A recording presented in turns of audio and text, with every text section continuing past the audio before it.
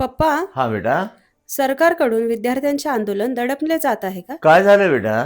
Cockroach जनता पार्टीच्या वतीने गेल्या महिन्याभरापासून आंदोलन चालू आहे जंतर मंतरवर, आणि या आंदोलनाची साधी दखल सुद्धा सरकारने घेतलेली नाही. दुसरी महत्वाची गोष्ट अशी आहे की सामाजिक कार्यकर्ते सोनम वांचूक यांनी सुद्धा आमरण उपोषण केलं 20, 21, 22 दिवस, आणि अजूनही हे उपोषण चालू ठेवण्याचा निर्धार त्यांनी व्यक्त केलेला आहे.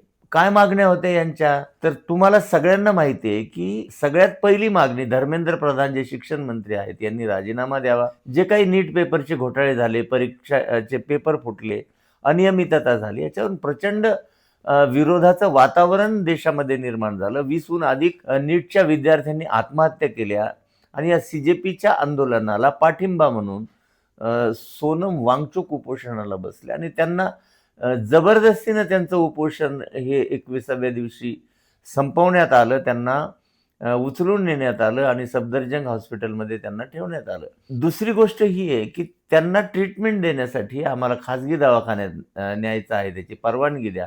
परंतु सरकारने किंवा पोलिसांनी परवानगी न दिल्यामुळे त्यांच्या ज्या पत्नी आहेत गीतांजली यांनी हायकोर्टमध्ये, दिल्ली हायकोर्टमध्ये धाव घेतली, परंतु याच्यावर सुनावणी पूर्ण झालेली नाही. हा एक भाग आहे. दुसरा भाग असा आहे की सकाळी 9 वाजता सीजेपीने जाहीर केल्याप्रमाणे संसद मार्च हा सकाळी निघणार होता. त्याची तयारी ह्या कॉक्रोच जनता पार्टीच्या कार्यकर्त्यांनी केली होती, आणि हे कार्यकर्ते निघत असताना मोठ्या प्रमाणावर बॅरिगेट्स त्या ठिकाणी जंतर मंतरवर लावण्यात आले. त्यांची कोंडी या विद्यार्थ्यांची करण्यात आली, आणि त्याच्यातून विद्यार्थी, आंदोलक आणि पोलीस यांच्यात एक तणावाचं वातावरण निर्माण झालं. पोलिसांनी अतिशय अमानवी असा लाठीचार्ज केला, बळाचा वापर केला, आणि हे सगळं होत असताना सरकारकडून जे पी नड्डा जे केंद्रीय मंत्री आहेत त्यांच्या वतीनं सीजेपीच्या 2 प्रवक्त्यांना बोलून त्यांच्याशी चर्चा केली. हे आंदोलन मागे घेण्याचं त्यांनी आवाहन केलं, परंतु जोपर्यंत आमच्या मागण्या होत नाहीत, पूर्ण होत नाहीत,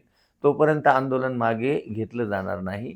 आणि आज रात्री उशिरापर्यंत सुद्धा सरकारने याबाबत कुठलीही भूमिका घेतलेली नव्हती. अधिकृतपणे त्यांचं कुठलंही स्टेटमेंट आलेलं नव्हतं. म्हणून हा जो प्रोटेस्ट आहे, पीसफुल प्रोटेस्ट, हा सीजेपीनं जंतर मंतरच्या मैदानावर कंटिन्यू केलेला आहे. त्यामुळे हे आंदोलन संपलं असं आपल्याला म्हणता येणार नाही. परंतु हे आंदोलन दडपण्यात येतंय का? तर शासनाच्या वतीनं कुठलाही सुसंवाद हे आंदोलक आणि सरकार यांच्यामध्ये होत नसल्यामुळं हे आंदोलन दडपण्याचा प्रयत्न होतो आहे, अशा पद्धतीचा आरोप केला जात आहे. आणि त्यामध्ये सत्यता असल्याचं प्रथमदर्शनी आपल्याला दिसून येते. लक्षात आलं बेटा तुझ्या?